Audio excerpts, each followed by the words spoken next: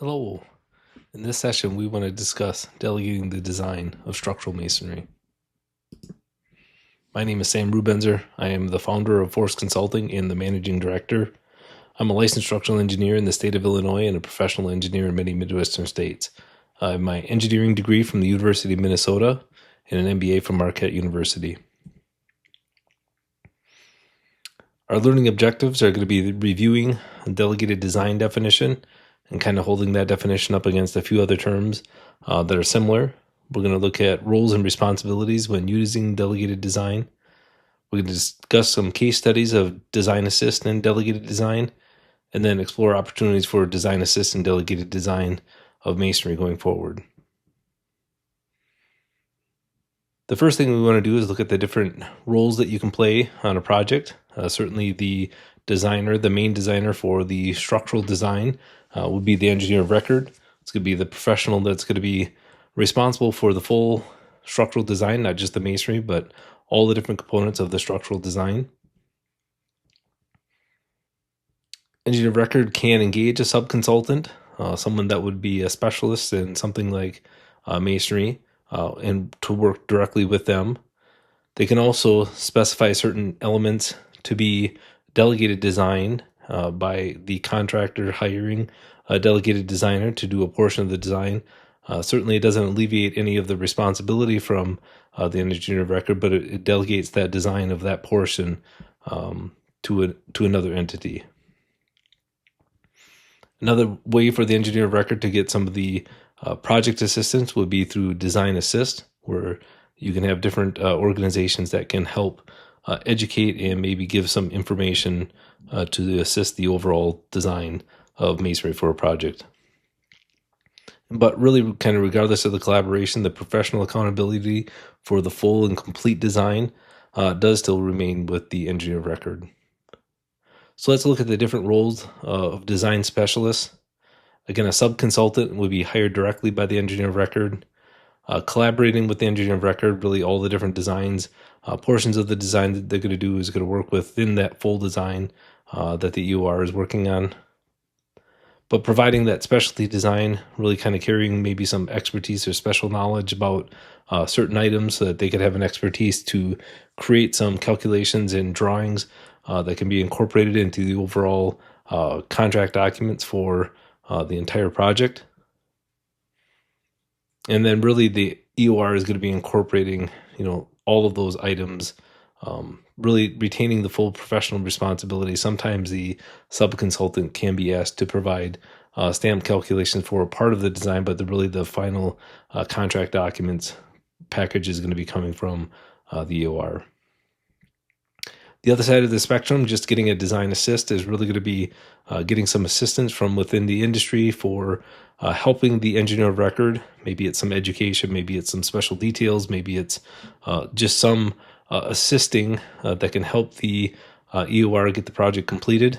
Really trying to get some information from the design specialist provided to the EOR, but really still the responsibility and the burden of doing all of the design work, calculations, and drawings still going to stay with the EOR. The assistance is really just that, only assistance in doing some portion of the design, but then obviously the main responsibility is going to stay with the EOR.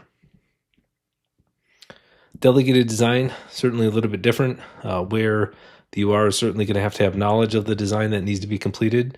Is going to have to define criteria, but once that design is delegated, it would be after the bid or part of the contract, the construction process where the contractor would hire a delegated designer.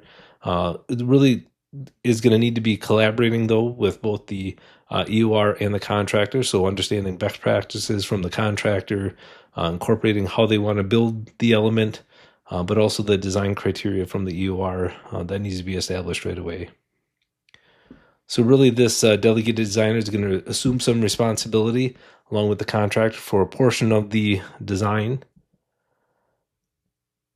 So really having the right criteria defined by the EOR for that design specialist is really going to lead to overall success.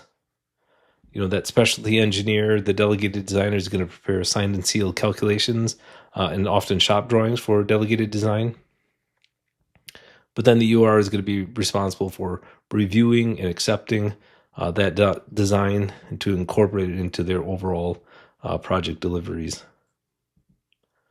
So here you can see kind of the full different roles and how the different roles can assist with the overall design of these elements. And I think it also would be a good idea to look at how some of these roles can serve within a schedule. So here you can see for a project, the first team generally that an owner is going to be bringing on board is going to be that design team, really kind of in the hopes that that design team is going to create some contract documents that can be bid. The bidding is then going to be awarded to different contractors. But certainly before the bidding process, a sub-consultant could work with the design team to get the specialty engineering completed in more of a direct way. If design assist happens, we certainly want to make sure that that happens before the bidding process. Sometimes the design assist can point the design team to having a delegated design, to which the design assister, so to speak, can become the delegated designer. And that certainly is a good workflow. One potential issue that we can have is if we had design assist that occurred too late in the process. For instance, if we didn't have design assist initially and we don't have delegated design defined, but we try to do a design assist during the construction phase, oftentimes maybe that's going to be something that's going to be looked into because the project might be over budget. We need to do some value engineering, but design assist is really going to then really restart the process, and having the design team at least relook at a portion of the project, somehow get paid for redesigning that portion of the project, then going back out to a rebid, and then the contractor picking it up. The unfortunate, almost unavoidable result of this process, though, would lead to delays, project delays, and inevitable cost delays or cost increases that happen with those delays. Other delivery methods like design build and others really kind of look at bringing all of the team on almost at similar times, obviously still starting with design team and kind of a construction manager, but contractors also being brought on kind of at the same time so that everybody can kind of be working together. And you could see again how some of these different roles can lead to a successful project, all kind of compressing the schedule though, but certainly also kind of creating a situation where many people and many different roles can be involved within a project at the same time. So why do we choose a design assist? Design assist really is kind of a pretty straightforward process where the contractor or some industry professionals are looking to share some best practices with the engineer of record to somehow help them understand what might be an effective way to build and construct and maybe detail to save some money, but certainly the burden then still staying with the design professional who's going to be controlling the overall design.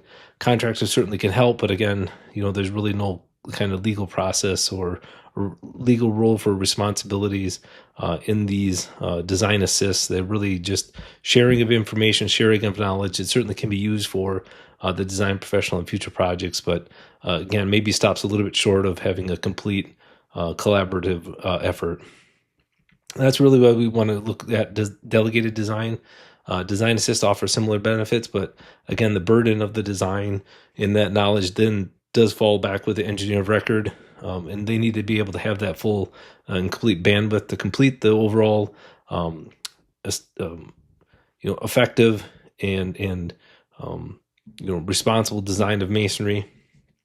Delegated design is really going to be more successful with that specialty engineer engaged with the mason contractor, understanding what their different workflows are, kind of creating that collaborative effort between contractors and the engineer of record. Often delegated design is going to lead to more communication, so more complete shop drawings, more calculations signed and sealed by delegated designer. Everybody's going to have a little skin in the game, and that's going to be an important part of having a successful project that's going to be, again, efficient and effective for the overall design of masonry. Design professional does gain some knowledge and awareness of best practices for future projects, and certainly understands the overall delegated design process for masonry that can be utilized on future projects as well. Successful delegated designs are really going to be when we have clear communication, clearly stating which components are going to be delegated for the design. We have performance criteria, not overly restrictive details or too much definition for these elements, but we need to have clear understanding for what the elements are and clear criteria for what the elements need to be designed to. Requiring a submittal of stamp calculations and drawings is also really important to, again, make sure that that responsibility is shared. But then also establishing a review and approval process between the engineer of record and the delegated designer. Really kind of communication is going to be the key. Having written communication and good dialogue between contractor, delegated designer, and engineer of record is really going to be what helps this process be most effective. What some of the limits are in delegated design process? Well, certainly unclear criteria, unclear loading, leading to redesigns and disputes and unavoidable delays, or a late delegation of elements, not having anybody being able to work on and do that delegated design in a timely fashion can certainly lead to more delays and coordination issues. Misunderstood liability can certainly be an unfortunate part of the process, certainly if the everything is not documented clearly in terms of what needs to be done in the loading information and loading criteria. Certainly that can lead to EOR taking on too much or too little responsibility, which is certainly going to limit the success of delegated design. And then lack of coordination, lack of communication. You could say delegated designs don't fit with the overall system that the EOR had anticipated, and certainly that would lead to potential problems with the project as well. Also, who is going to approve? Masonry is going to be a unique element that's going to have a lot of different parties that are going to be interested in the success of masonry, certainly from the aesthetics or the intent or the purpose. An architect is going to be dictating what the masonry is going to be doing on a project. The engineer is going to be also then very interested in what roles the masonry is going to be able to solve in terms of the gravity system or the lateral system for the design. So really kind of both parties are going to be equally responsible for approving the overall delegated design of masonry on a project. Why we know it can be successful? Well, we have already a lot of materials that are successfully using delegated design, cold form steel framing, precast concrete components, steel connections, certainly in different parts of the country, steel connections, curtain wall systems and glazings, metal stairs and guardrails, and then either wood or steel trusses. I could keep going. This list has got other elements like post-tension concrete design is also items that we do a design for. It gets delegated, though, to the contractor that's going to be performing the tensioning of the cables and providing the cables for post-tension design. So there's a lot of different types of elements. And I think it is interesting that a lot of these elements or materials, what do they have a lot in common? Well, there's not a lot of support in terms of education for certainly at the university level for any one of these items. And I think that that's interesting. The masonry would also fit into that same boat. Not a lot of education, not a lot of resources for any of those things. So they do make really good components. They are good systems to consider to use delegated design, where you could have a design specialist that could be doing a lot of this type of design only and not trying to work on the overall project, but really kind of focus on the success of these elements. Within masonry world, we also still have do have delegated design. We're talking about the entire project now, but certainly there's already been connections to masonry, wall bracing, stone anchorage, and brick solutions. All of those different things that we at Forest have been selected as delegated designers within the masonry world. So certainly looking at top of wall connections and connections from masonry elements to other structural elements have been designs that we've been working on with delegated design for the masonry industry. Certainly looking at external or internal wall bracing, looking at masonry walls and how they're able to stand during construction, before the diaphragms or top of wall support is going to be in place. How does that wall stand? And certainly delegated design is going to be a big part of providing those solutions for the contractors that then needs to be approved by the engineer of record. Also, components within an overall masonry solutions. Maybe we have arched openings or something like that. There's some specialty elements that we are involved with. This is a project that's ongoing and being built right now, and we were able to be delegated designers for parts of these masonry facades and exteriors. So certainly those unique elements are already being delegated. Another unique element is going to be structural brick. Structural brick is going to be providing some unique solutions for building envelopes and veneers. So structural brick can also be the actual structure, load-bearing elements, but it seems that anytime that these materials are going to be used in a project, we're looking at specialty engineering and delegated design to have these designs be successful. Design assist or delegated design, I mean, again, we've been doing design assist for just general masonry wall designs. And really, I don't want to diminish the role of design assist. We've had a lot of successful structural masonry coalitions across the country, in Wisconsin and Minnesota and Illinois and in Michigan, certainly in New York and New Jersey and Kentucky and Indiana, Ohio. There's a lot of different structural masonry coalitions that have been formed and have been very successful for providing assistance in design. So really kind of taking that next step with design assistance though, and really having those same people do delegated designs or do the full designs and providing the design process there for not just some items, but really getting into whether it be partition walls or exterior non-load bearing walls or shaft walls or foundation walls or firewalls. There's a lot of different elements that you can be able to see in some of the projects that we're going to point to, where the design being delegated can certainly save a lot for the project and involve a delegated designer that can also incorporate a lot of different shop drawing and information that really does help with the overall project. So we're talking about full designs, general wall designs.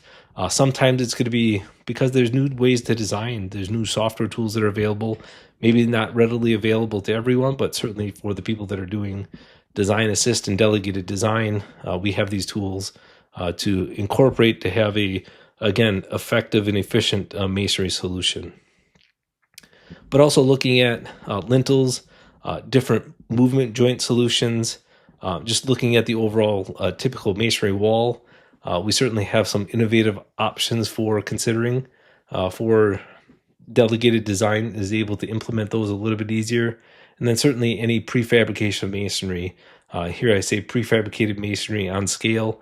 Really, we're looking at a lot of different structural elements being prefabricated these days. So having those different options and elements is certainly going to be able to give us a lot of opportunities in the prefabricated world for masonry. And delegated design really kind of sets the stage and sets that process for those designers to be involved early.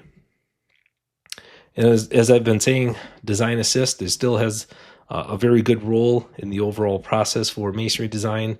And then that design assist becoming delegated design when a designer gets to a point to where they need to turn over that portion of the design to a design specialist. So here's some quick examples for design assist that we've been doing. And partition walls is a really easy one. We've been creating tools and spreadsheets and tables for partition walls, and we're happy to kind of walk through these for different designers in different situations. Here you can see a quick table that we created for siding design categories A and B with a low level of loading. A 5 PSF service load really does allow us to have unreinforced partition walls if we would so choose for a lot of the country. We also can look at, again, the hollow clay masonry for partition walls. Again, a lot of that could be unreinforced in seismic design categories A and B. And we actually can have a 4-inch hollow clay masonry partition wall that can also serve a good role with the overall masonry design. Here we can look at higher seismic design categories. Obviously, there's going to be a more inertia force, a little bit more reinforcement that's required. Seismic design category D. So these are really good and simple examples for design assist that we can help different designers with. really quick example of how we use this on a project. So we take an original design. Here's a 12-inch partition wall with a maximum allowable unbraced height of 40 feet. You can see quite a bit of reinforcement and grout being used for this design. You can also see steel lintels. You saw a mid-height bond beam. So really kind of simplifying some of that designs through Design Assist. What we were able to do for this project is save quite a bit of reinforcing and grout. And then bottom line, save the project $133,000. So Design Assist was certainly a very valuable exercise to use here. This next project came with different challenges. Now, certainly it was just a single elevation. We're really kind of looking at a back of house solution. Here we got some big dock doors. We have a lot of windows for offices. We have a lot of stuff going on. We have an eccentric load. Really, we have some pretty decent load demands on some smaller masonry elements just due to the nature of the use of the building and kind of what's left for structure. So really what we wanted to look at here was maybe minimizing the movement joints that would be used, maybe making some continuous horizontal lintels and horizontal spanning elements. So really kind of exploring some new ideas, showing an engineer how to do some of these designs, and then them taking this design and incorporating some of our solutions. So Design Assist was very successful for this project. Another project that we assisted with, again, we have clients that are coming up with unique demands for projects for openings where they maybe want to have staggered openings and moving openings throughout an elevation, really limiting the overall ability to put in movement joints and control joints. So again, exploring different options for eliminating them in certain areas of the design. Again, giving the design team some options and some tools for how to perform a design like this and some of the reinforcement that they could create. Here was another project, kind of similar, large openings. You can see a little bit of a theme here, but this time we also had a unique steel lintel that a designer was considering. What we were able to do through Design Assist is one, resolve the lintel with resolve the forces in the lintel with a masonry lintel solution, which is going to be, again, a much better design for the overall project. Again, looking at where moving joints would need to be to make this work and make it be successful for the overall design.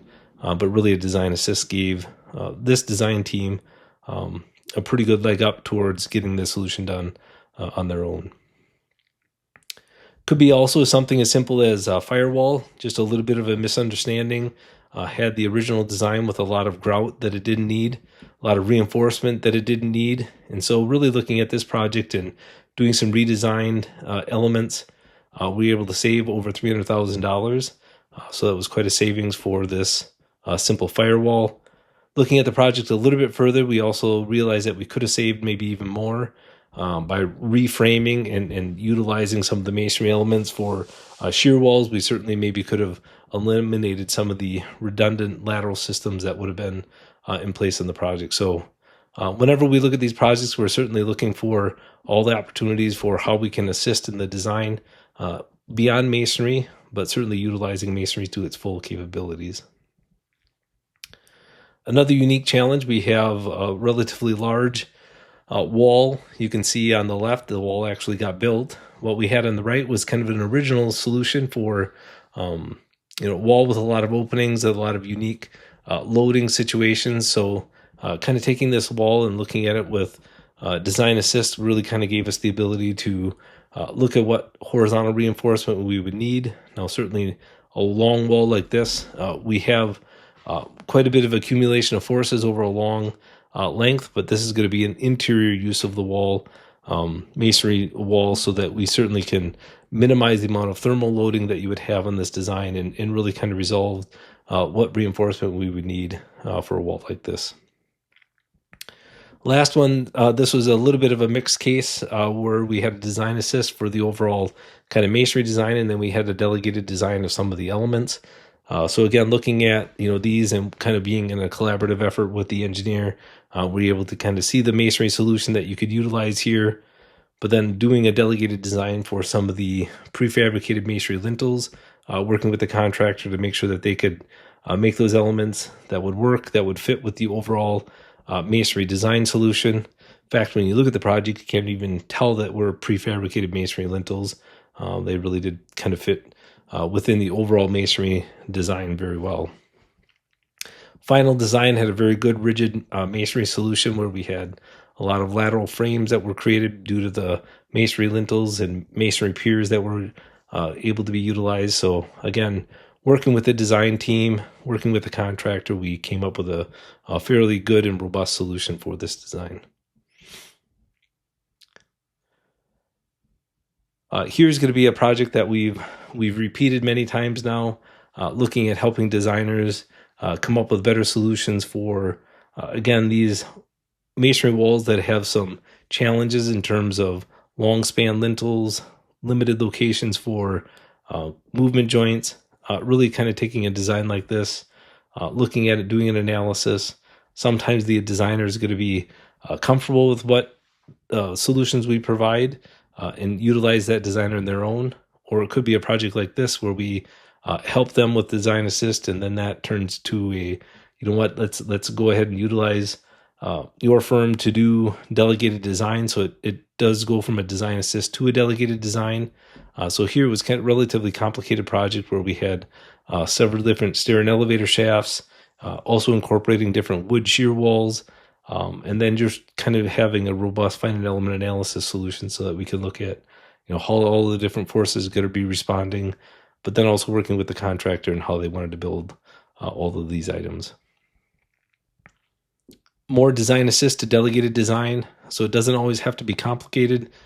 This is a little greenhouse solution where we looked at the masonry items that were needed for this simple one-story building. Again, limiting the number of moving joints to what they needed, and then providing design for lintels and walls based on what the contractor knew they wanted, how they wanted to build it, and then obviously incorporating all the different design loads.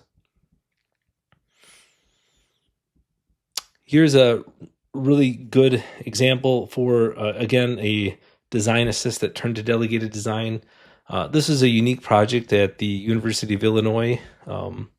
We had the opportunity to work with this design engineer that was looking at providing the full structural design, but they looked at the veneer and they really wanted to utilize a structural veneer. What that would be able to do is have the veneer span from floor line to floor line.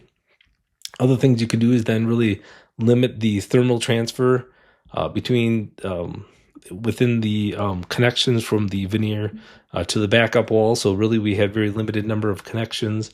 But how do we do this? How do we make it a structural veneer? What we did was we utilized, again, the hollow structural clay elements, connected those to the floor lines. In between the hollow structural clay piers that we used standard brick to span between these different pier elements. And then here you can see with the red lines kind of showing how they are spanning to the different floor lines on the 5-story building. So a little bit of a micro view of what some of these piers look like. So again, the upper right corner, you can see a detail for the hollow structural clay units that were reinforced, that were spanning from floor to floor. Then you can also see in the bottom left corner how the common brick was patterned, but also then could span the 6 feet between these piers to provide the overall solution. Also within the project, we looked at doing soldier choruses and hollow structural clay units to do a lintel that could span 32 feet in the elevation. So all these different clay elements were able to be delegated the design using the design criteria that the engineer of record had provided. Another design assist example that turned to a delegated design, another addition to a building where we had original designs that had steel lintels and thicker walls than we needed. One of the benefits of being a specialty engineer in masonry is certainly being able to create a chart like this, where I can really kind of see with different heights of buildings and different thickness of walls what we need to utilize. So because these walls were around 20-some feet, I knew that we could have an efficient design solution for 8-inch masonry. I know when the wall gets tall enough, when it needs to switch over to maybe 10-inch or 12-inch with some of these heat maps that we've created for design. We've also did enough case studies to understand the cost differences between masonry lintels and steel lintels. So kind of doing direct comparisons between the two, we know certainly that masonry solutions are going to be a more cost-effective solution. And then also looking at the overall masonry design, how much more capacity we have with that with masonry lintels is certainly going to be convincing. For a building like this, we know that we have plenty of wall above these openings. We're able to develop a masonry lintel that works. And again, looking at other elements within this project, using a higher strength of masonry because the blocks that were being provided were quite a bit higher anyway. So utilizing all of that, we were able to show pretty significant savings for this design. Maybe we have a single-wythe project. Again, one of these projects where we looked at, it was an auto repair shop, and kind of looking at this from a single-wythe options and seeing what we can provide. Again, maybe this design, had quite a bit of steel lintels, quite a few grout and reinforcement places. So single-wythe was really being challenged. Doing a little bit of a reanalysis, looking at maybe a thicker wall. So in fact, this wall is a little bit thicker. Bars are a little bit larger, but the bars are spaced further apart.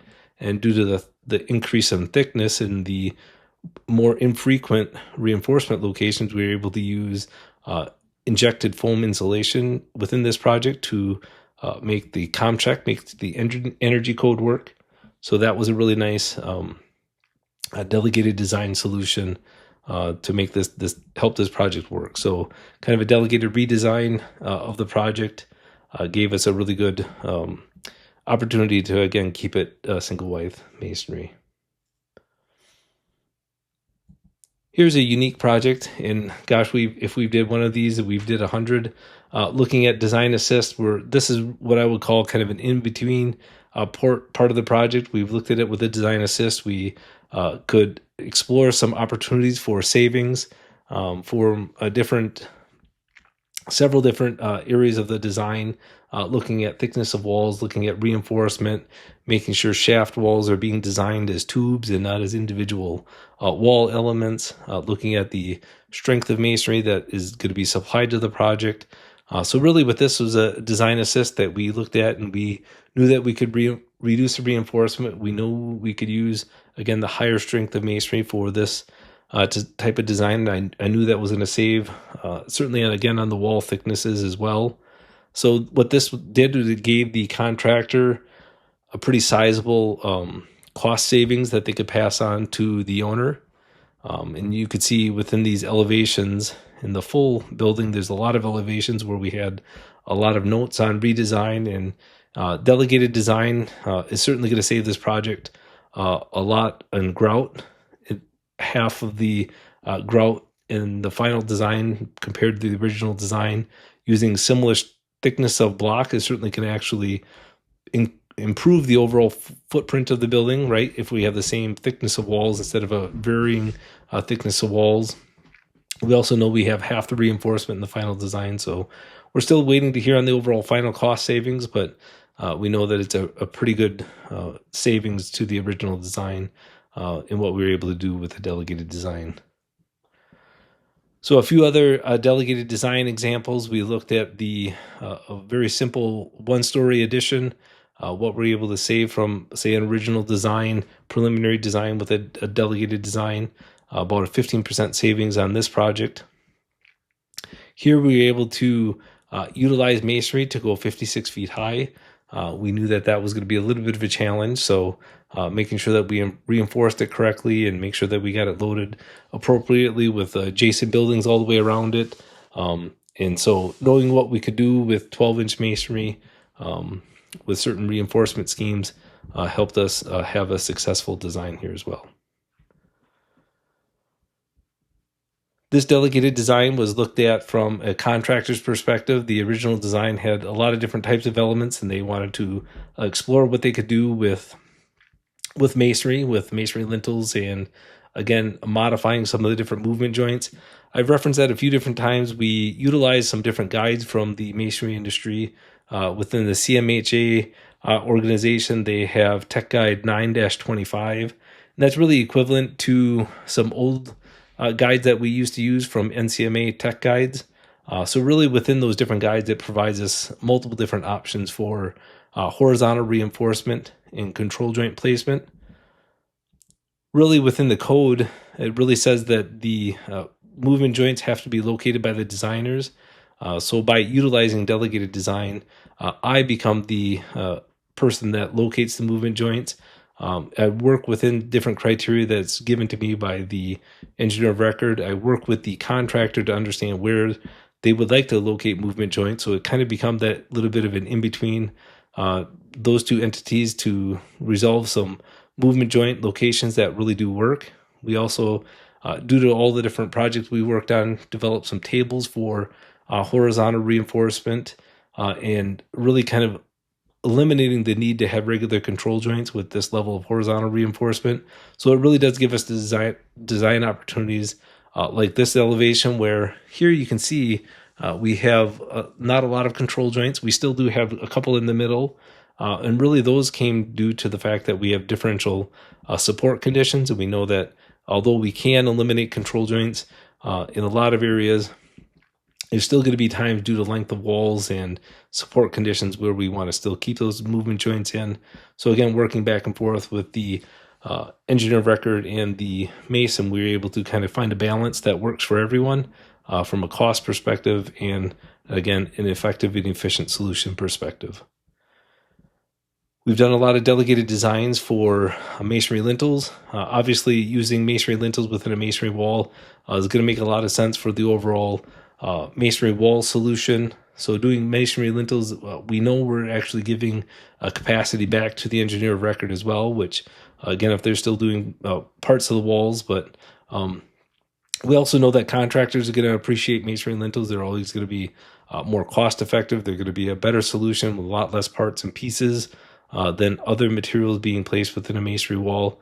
We also know that architecturally, we're going to be helping them out quite a bit by having not having thermal transfer issues, not having awkward bearing plates, and really kind of corrosive elements within the structures within the building envelope certainly does cause some concerns as well. So we know we're helping out the whole team doing a delegated design for masonry lintels. And here's a project where we use, again, some of those masonry lintels. We made a continuous masonry lintel. Again, even with the limited depth, we were able to make this solution work. And you can see the final design and build of that project here on screen.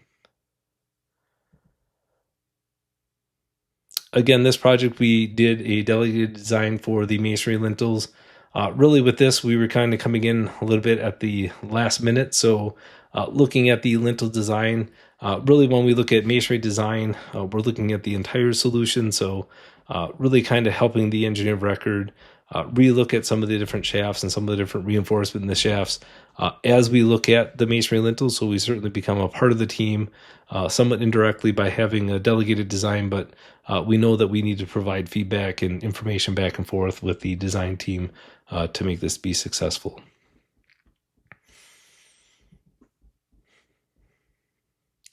Other obvious items to do delegated design are going to be prefabricated masonry projects. So we've talked about it a little bit, some prefabricated masonry lintels, and we've did that in a lot of different projects.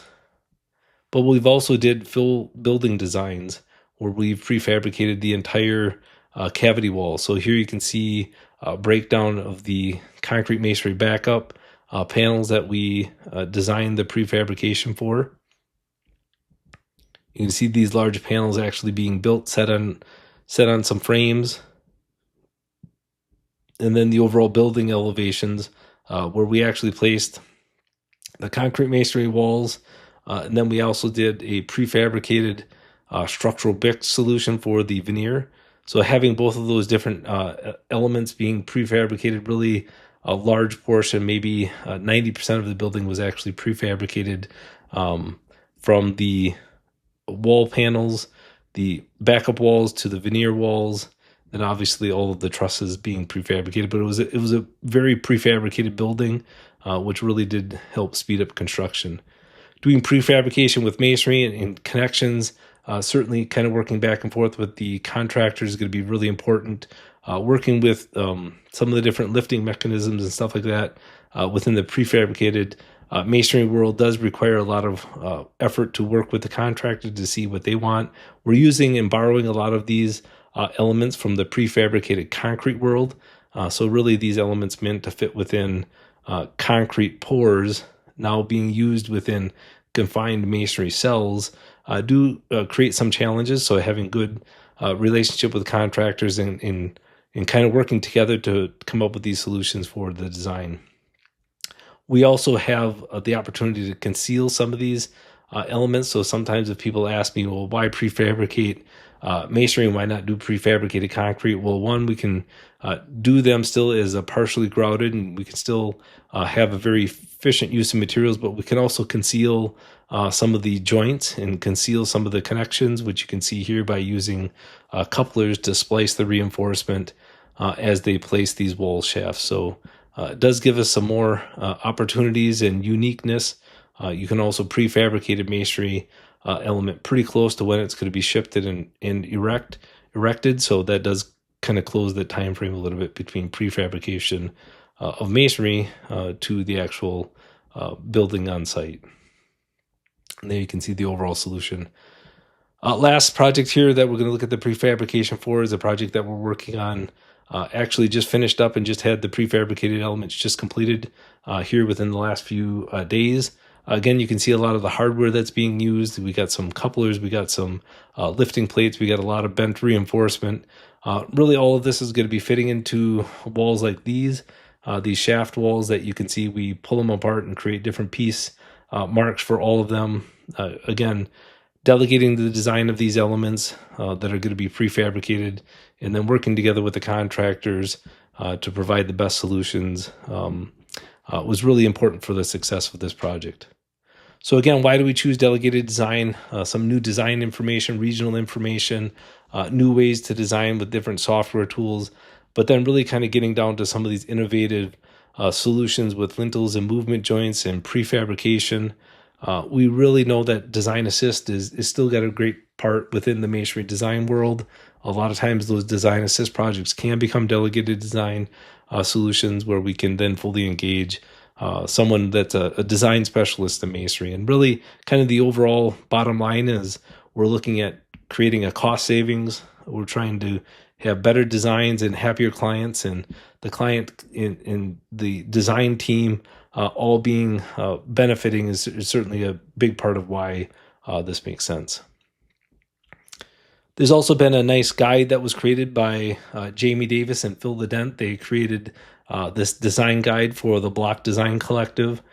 This design guide is able to be downloaded from the web. If you go to beautyofblock.com, you can download this resource, and it really is a great resource for kind of looking at all the different definitions. Like we looked at some of these definitions here today, but looking at kind of the overall workflow, all the different documentation, suggested contract documents, spec language, all the different steps that you do for a design. So it really does kind of build out the whole process for doing a delegated design in masonry.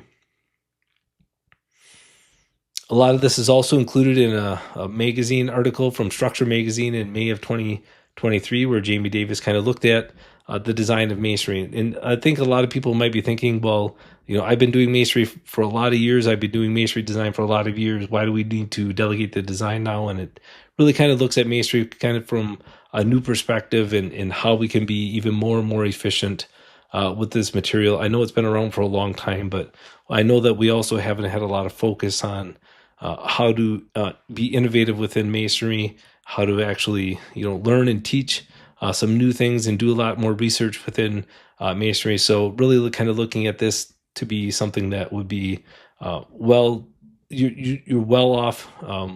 It's a good idea to include some design specialists, people that focus on the design of masonry. Somebody like Jamie Davis is a really good example for how you're able to elevate the overall masonry design solution, part of the overall successful project solution when you take somebody that's a design specialist like Jamie. So it's certainly an important item to consider for design. So again, just looking back at that same kind of schedule that we're going to be incorporating, reasons why to use delegated design from the design team. I mean, certainly I know we have a lot of increased schedule and demands. We have little time to do a lot of the overall design, so bringing in design specialists certainly becomes kind of an important part of the process, not just for masonry, but for some of those other design elements as well. Sub-consultants certainly have some opportunities to help, but maybe they have some of the same struggles with masonry design. We also know that contractors without delegated design do have a limited resources to actually review some of the masonry designs or look for designs that could be improved in terms of efficiency or overall fit within how they would want to build. Again, design assist is great, and it certainly does help within the process, and maybe it does also then point to delegated design, which it certainly kind of looks like the best way forward for masonry design. So again, just some last steps here for delegating the design of masonry. Architect's going to define the need, the wall type, the color, the aesthetics, the purpose of these masonry walls. We have engineers that are going to then define some loading criteria, some serviceability criteria. We also maybe have the engineer of record providing a preliminary design, some support conditions, or how the actual masonry elements are going to connect to the overall rest of the structure. But then number 4, you're going to have the contractor hiring a delegated designer, maybe for both the bid process and for construction, but certainly for the construction phase, so that the delegated designer can create a masonry design submittal, complete calculations and shop drawings, then to communicate that back to the architect, engineer of record, make sure that it approves all the different criteria or fits within all the different criteria that they've predetermined. And hopefully, if we follow all of these steps, we can certainly lead to a successful delegated design of masonry. So with that, we'll wrap up. If you do have any other questions, please feel free to reach out to me at sam@forestconsulting.com. Thank you.